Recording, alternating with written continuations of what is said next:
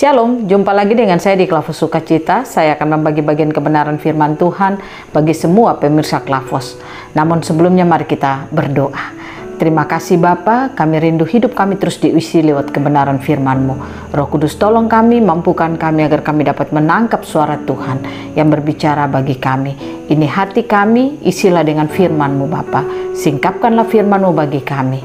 Amin. Bagian kebenaran firman Tuhan saya angkat bagi kita dalam kitab Yesaya 46 ayatnya yang ketiga sampai ayatnya yang kelima. Demikian bunyi firman Tuhan. Dengarkanlah aku, hai kaum keturunan Yakub, hai semua orang yang masih tinggal dari keturunan Israel, hai orang-orang yang kudukung sejak dari kandungan, hai orang-orang yang kujunjung sejak dari rahim. Sampai masa tuamu aku tetap dia, dan sampai masa putih rambutmu aku menggendong kamu. Aku telah melakukannya dan mau menanggung kamu terus. Aku mau memikul kamu dan menyelamatkan kamu. Kepada siapakah kamu hendak menyamakan aku, hendak membandingkan dan mengumpamakan aku sehingga kami sama? Demikian jawab pembacaan firman Tuhan. Dikatakan berbahagia setiap kita membaca, mendengar, dan melakukan apa kata firman Tuhan. Pemirsa Klavos yang diberkati oleh Tuhan, kita tahu bahwa Tuhan itu sangat baik bagi kita. Kita tahu bahwa kita punya Allah yang kita percayai adalah Allah yang tidak pernah berubah. Dia Allah yang ya dan amin pada setiap perkataannya, bahkan apapun yang dia lakukan.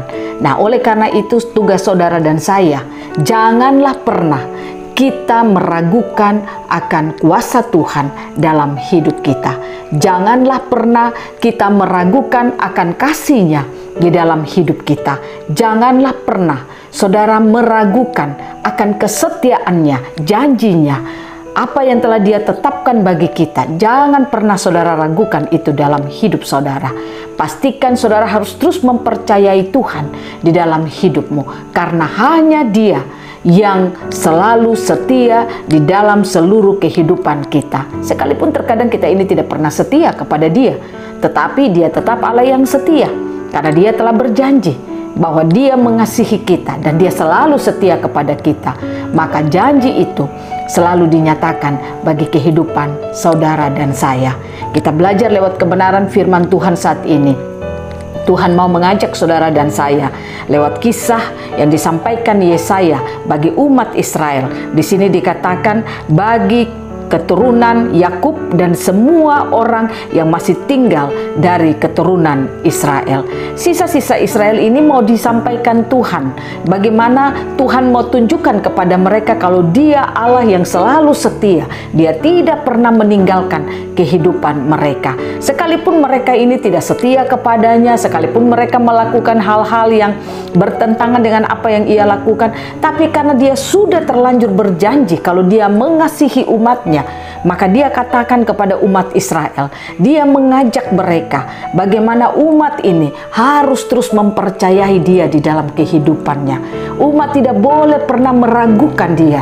Makanya Dia katakan pada ayatnya yang keempat, sampai masa tuamu aku tetap dia, dan sampai masa putih rambutmu aku menggendong kamu. Aku telah melakukannya dan mau menanggung kamu terus. Aku mau memikul kamu dan menyelamatkanmu. Artinya Tuhan mau katakan begini kepada umat Israel, bahwa aku sudah ini Allah yang menolong kamu. Aku yang membawa kamu sejak kamu masih di dalam rahim ibumu. Aku sudah menenung kamu. Aku sudah membentuk kamu. Allah katakan bahwa apa yang telah Dia bentuk di dalam rahim ibu itu, yang terjadi saat ini, Dia tetap Allah dan tidak pernah Dia berubah bagi kehidupan umatnya. Nah, oleh karena itu Dia katakan kepada umat Tuhan, kepada siapakah kamu hendak menyamakan aku, hendak membandingkan aku dan mengumpamakan aku sehingga kami sama? Allah ingin katakan kepada umatnya, Dia ingin katakan bahwa apa yang bisa mereka bandingkan dari kehidupan mereka dengan Allah. Artinya dewa-dewa apapun tidak bisa menyaingi Allah. Mereka membuat berhala-berhala dalam hidup mereka, tapi berhala-berhala itu tidak dapat menolong mereka. Hanya Allah yang dapat menolong mereka. Hanya Allah yang dapat menyelamatkan mereka. Nah, lewat bacaan ini pemirsa Klavos, saya ingin mengajak saudara, kita diajak lewat kebenaran firman Tuhan. Mari kita belajar. Jangan pernah kita mengandalkan apapun dalam hidup kita. Mungkin saudara orang pintar, mungkin saudara orang punya banyak uang, mungkin saudara punya kedudukan, mungkin saudara punya jabatan, mungkin saudara punya nama, saudara punya prestasi yang baik, mungkin saudara punya apa saja di dunia ini. Tapi saya katakan, semua itu tidak dapat menyelamatkan hidup saudara. Yang hanya bisa menyelamatkan hidup saudara adalah Yesus Kristus. Allah ingin menyatakan kepada saudara dan saya bahwa Dia telah memberikan anaknya Yesus Kristus bagi saudara dan saya. Dan sekarang kita hidup di zaman Yesus Kristus ini.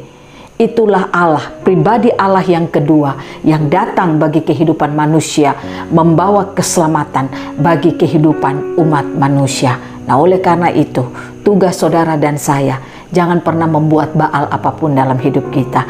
Jangan pernah menyembah dewa-dewa apapun dalam hidup kita. Karena hanya Dia Allah. Dia tidak mau kita samakan Dia dengan apapun juga. Dia mau kita hanya berharap mengandalkan Dia di dalam kehidupan kita. Kita lihat sekarang ini banyak orang di tengah-tengah situasi yang sulit, situasi yang penuh dengan masalah. Banyak orang lalu berlomba-lomba memakai segala macam apa yang ada dalam hidupnya, berusaha untuk mereka mempertahankan kehidupannya agar mereka bisa selamat dari segala macam hal yang mereka alami. Tapi saya katakan kepada saudara, bersandarlah kepada Tuhan. Semua yang di bumi akan datang dan pergi, tapi Tuhan kekal di dalam seluruh kehidupan kita. Kita harus percaya kepada Dia. Kita harus berharap sungguh hanya kepada Dia. Masalahnya bagaimana saudara mau percaya Tuhan? Bagaimana saudara mau mengandalkan Dia? Kalau hidupmu itu sendiri tidak pernah dibangun untuk semakin mengenal Tuhan dengan sungguh-sungguh. Saya katakan kepada saudara, jangan jadi orang Kristen yang hanya menjalani perjalanan kekristenan agamawi saudara.